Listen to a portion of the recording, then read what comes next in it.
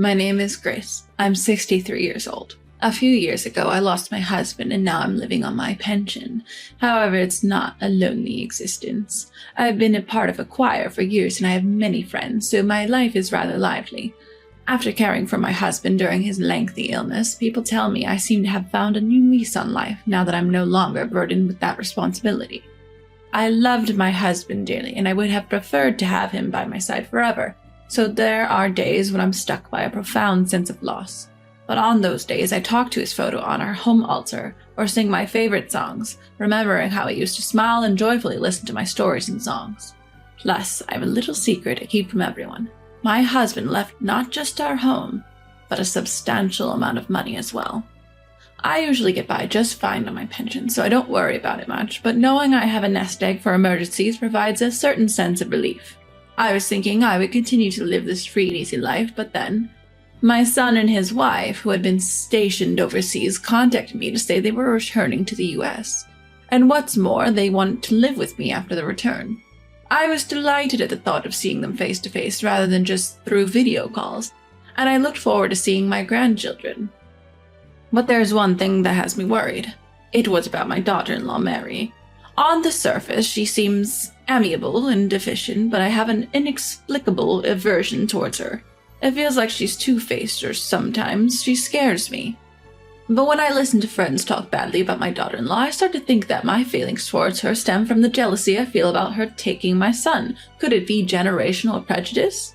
With a mixture of complex emotions and with the date of our reunion drawing closer, I reluctantly agreed to live with my son and his wife. I could not have imagined what was to come. It's been a while, mother-in-law. Please feel free to ask me anything. I'm planning to take care of you. Excuse me? As she spoke with a smile, I was taken aback. I didn't intend to be a burden to anyone. Oh, more than that, her saying she'll look after me feels condescending. At that time, I just thought, she doesn't know how to speak properly. But when we started living together, I realized my unease was well-founded. Mary acts very caring in front of others, but when it comes to something as simple as laundry, she behaves oddly. I noticed from the beginning that she seems to dislike mixing my laundry with hers, so I would wash my clothes separately. But I never imagined she would rewash the entire load just because one kitchen towel of mine was mixed in. As she grumbled and put the freshly washed laundry back into the machine, the item she held with such disdain was my kitchen towel.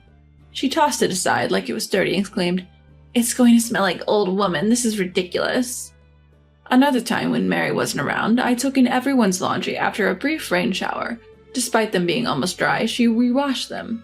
"The germs will spread." Tisk tisk, her tongue clicking seemed to be her real nature. I didn't expect a thank you, but this was beyond anything I had imagined. "Do I smell bad by any chance?" I asked my friends, even used a smell detector. My friends laughed it off, and the detector showed much lower values than the standards. Gross, don't put your shoes in my shoebox, it's filthy! One day, Mary was removing my shoes from the shoebox with a pair of cleaning tongs. I didn't remember putting them in there, so my son must have thoughtfully done it for me. The heartwarming gesture from my son only fueled my anger at Mary's actions. "Please stop treating my shoes like they're filthy." When I asked this of her, who had tossed aside my shoes laughing, she turned around with a surprised look on her face. "Oh, mother-in-law. Well, I was just cleaning the shoebox and it looked like there was a bug on your shoes, so I tossed them." How she could come up with such an excuse on the spot is beyond me. "Oh, really? I didn't see any bugs. And you were using cleaning tongs, weren't you?" Maybe it was a mistake?" In the end, Mary played dumb and refused to acknowledge her wrongdoing, but the frustration didn't end there. She refuses to let my grandson eat anything I cook. No matter how hard I try to cook something nice, she rejects it with a smile. "You enjoy it yourself," and never touches it. Not only that, she interferes when my grandson tries to eat my food, always finding a reason to stop him.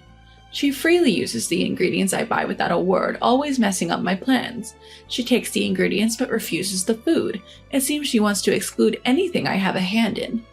In the end, the only person who enjoys my cooking is my gentle son. I'm sure he would listen if I talked to him about these issues and asked Mary to be more considerate. He's very much like his father, and I can rely on him. But I feel guilty bothering my son who works hard from early morning till late at night with such issues. I'd rather he relaxes when he gets home than be bothered by such things. For now, it seems that Mary has no intention of interfering with my son eating my cooking. Even if it's just my son, if he's happy to eat my cooking, I have to tell myself that's good enough. But don't you dare eat anything your grandmother has made. Hidden from me, Mary was scolding our grandchild. If you eat that stuff, you'll get sick, remember? Can't you hear me? Don't even think about eating grandmother's germ-ridden meals. I always tell you, don't I? Stop berating the child for such unreasonable reasons. It's cruel. I had reached the end of my patience. I tell my teary-eyed grandchild to go outside and play and turn to confront Mary. You always tell him not to eat my food, don't you? My mother-in-law, did you hear something? Mary casually throws out the question. I heard it loud and clear. Eating my food makes you sick? What do you mean by that stuff? We use the same ingredients from the refrigerator and the same seasonings in the kitchen. It's impossible that it could be harmful. But Mary just giggles. I've been tolerating the old woman's antics till now, but perhaps it's time I threw in the towel. It's heartbreaking how you can't understand how much I'm holding back. Despite trying to keep up appearances till now, it seems she no longer cares about showing her true natures. Mary crosses her arms, sniffs, and humps.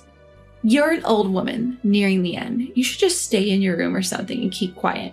You're so full of energy, always out and about, cooking even when not asked, so selfish, and hoarding your property like a miser. I thought if we lived together, you'd at least share a little with me, but you're totally clueless. Mary frowns and spews one terrible word after another. Not satisfied, she stomps her foot and shouts, Hey, anyone would understand if they just thought a little. What are you, a numbskull? Shocked, I stood there. It's true, even my friends comment on my high energy. I love physical activity, not just singing, and often go out for walks. Being out and about is my own business, right? I don't have any expensive hobbies, and I'm not causing any trouble. If my cooking bothers you, I'll stop, but talking about my property is crossing the line. Am I a numbskull? Then what about your remarks? In fact, I'm totally fine with not living together. If you're not happy, you're the one who should leave. Despite using things I bought without paying me back, when I confront her, Mary laughs loudly. Look at Granny trying so hard to complain. If you want to kick me out, go ahead. But remember, while you're alive, you'll never see your precious son and grandchild again. With a threatening low voice, Mary leaves with a victorious laughter. Unbelievable. I never thought my daughter-in-law could be so rotten. But I've decided I don't need to hold back anymore. A week later, when I returned from choir practice, I heard Mary's laughter from the living room. Perhaps she was talking on the phone again, bad-mouthing me. You know, our old woman still hasn't kicked the bucket. She even went out for choir today, but honestly, it's a relief. She's an eyesore and noisy. But I can't die before her, right? She should hurry up and die, whether she ends up in heaven or hell. If only her heart would stop during choir practice. I was deeply disgusted by Mary, who was laughing vulgarly and lounging on the sofa while saying such dreadful things. But she seemed oblivious to my presence and continued to speak disturbing words in her crude laughter. Right? If she's going to disappear, she might as well drop dead outside in one breath. Actually, my husband's in the way too. Like you said, I've been increasing the salt content little by little, even secretly adding it to the old woman's food, but nothing changed. What? It takes years? That's annoying. We can't live together forever at this rate. Pouting, she spoke in a coquettish voice that made me clench my fists. I want to introduce a new daddy to our child soon. For that, I'll fight to seize the inheritance. This was unthinkable. Not only does she see me as an obstacle, this wicked woman was betraying her own husband. I stood beside my lounging daughter-in-law and shouted, Get out now! What are you? Startled, Mary tumbled off the sofa, appearing to hit something. So you're back, huh? Attempting to gloss over the situation, I reasserted my command to Mary, who was now forcing a laugh. Leave this place now. Just joking, mother-in-law, no way. Don't make me repeat myself. Stand up. At my command, Mary jumped to her feet. Of course she did. I was, after all, the former leader of a renowned choir group. I've been holding back, practicing my vocal exercises at the riverbank, during my walks and completely abstaining at home due to living with my son and wife. It wasn't unreasonable for her to be surprised, but I won't lose to anyone when it comes to lung capacity. Attention! Mary shuddered, probably loathing the idea of following my commands, but as someone who had long served in a leadership role, I knew how to command without leaving room for debate. Exit! Eek! Wide-eyed, Mary, clutching only her smartphone, hastily put on her shoes and bolted out the entrance. But, a formidable foe indeed, a few hours later Mary returned, grinning smugly after apparently seeking help from my son at work. Mother-in-law, have you calmed down? I mean, we were just having a lively conversation about a TV drama with my friends. It's so mean of you to misunderstand. It was astonishing to me that Mary could maintain such audacity even after what had happened just moments ago. However, I couldn't revoke what I'd already declared. I responded icily, "What do you want? I haven't departed for heaven yet, so it's pointless to come and check." No, mother-in-law, that's terrible, such a joke. No, Mary, I understand your true intentions very well. I had a vague idea, but thank you for spelling it out for me. Even with my old spinning head, I understood perfectly. Then, Mary, frustrated by my cold demeanor, started to say, "I told you it's a misunderstanding." I gave Mary a sweet smile in response. "You mean this, that you shared with my son?" What I revealed was a video of Mary on a call a few hours earlier. The audio was perfectly recorded. In Choir, we regularly record videos, share them among the members, and discuss improvements. Even beyond the age of 60, such operations are a cinch for me. Mary likely thought an old lady like me couldn't possibly do something like this. Seeing Mary flustered and opening and closing her mouth like a fish, I pounced without mercy. "You moved in with us, not just spreading bad rumors about the house owner, but planning to ostracize me, plus trying to harm my health by oversalting my meals. I knew something was off, but it was your doing, wasn't it?" "What? No, that's shame on you!" I shouted at the top of my lungs for the second time that day. "What?" My son silently handed a divorce paper to Mary, who was now slumped down. My son, usually calm and gentle, becomes silent when he's angry, and that usually indicates an irreversible situation. Before the divorce papers written neatly in his handwriting, Mary began to tremble. "No, listen, it's all a misunderstanding, right? I even followed you abroad, and I'm living together with you, right? We have a child, too. Isn't this too much? Hey, listen." Mary desperately clung to my son, but he silently shook off her hand with a heavy sigh, retreated back into his room. Mary, who had nowhere to go, sagged in disappointment. If I left her alone, she would probably freeze up like a rock. To Mary, I said, "It's not like my son was oblivious either. He'd been investigating why his overseas assignment was abruptly shortened and his appraisal downgraded." "What?" Ignoring the strange noise from Mary, I continued my story. "So you called your affair partner all the way overseas, and you even started commotion at the hotel you were staying at. The head of our business partner saw through it and misunderstood that you were fooling around with men. With his son's approval, it's no surprise you were removed from your position." Mary couldn't refute, as it seemed she remembered something.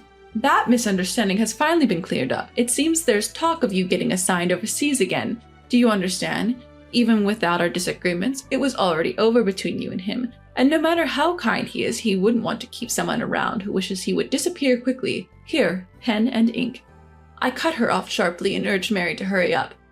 Several weeks later, after the divorce proceedings and claims for damages were completed and things had settled down, Mary outrageously showed up at our house in broad daylight. She's really an unrepentant person. "Return my child!" Seeing Mary yelling with a loudspeaker in front of my gate, I felt dizzy. "Everyone, this mother-in-law here falsely accused me of things I didn't do and drove me, the daughter-in-law, out, even took away my son." The yowl of the neighborhood stray cat Miko can be heard along with the loud noise. As Mary continues her crying act, people passing by give her a wry smile.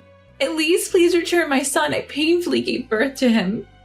Just as my son had taken my grandson out to the zoo for a change of scenery, to prevent my grandson from being upset, I stood up to silence Mary. "What do you think you're doing? Please go home. You're a nuisance." If an outsider saw this, I would probably look like the perpetrator, but I don't care. "Oh, mother-in-law, please stop. I can't live without my husband and son."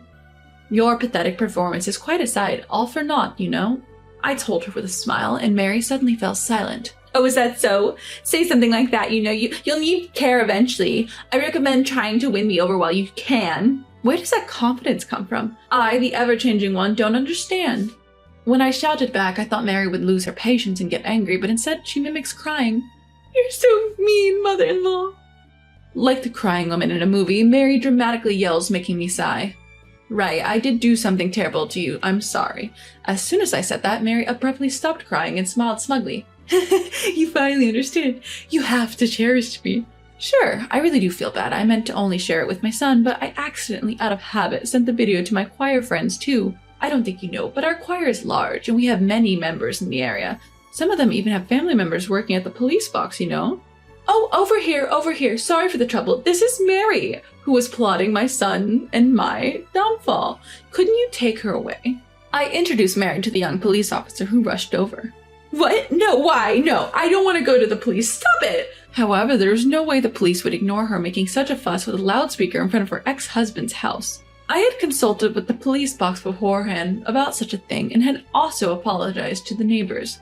So she had been laughed at from the start, not even knowing she was the crazy person playing the poor daughter-in-law. Help me! Mary continued her odd little play until the end, but I didn't receive any bad words from my caring neighbors and those who were concerned about my grandson. On the contrary, after my husband passed away, I was able to talk to some people who had become somewhat distant, and I was delighted with the unexpected gain. Afterward, Mary, who ended up penniless instead of inheriting anything, seemed to have been dumped by her lover and was seen loitering around our area a few times. However, she couldn't bear being laughed at and has stopped coming recently. According to rumors, she's now living a lonely life in a small apartment.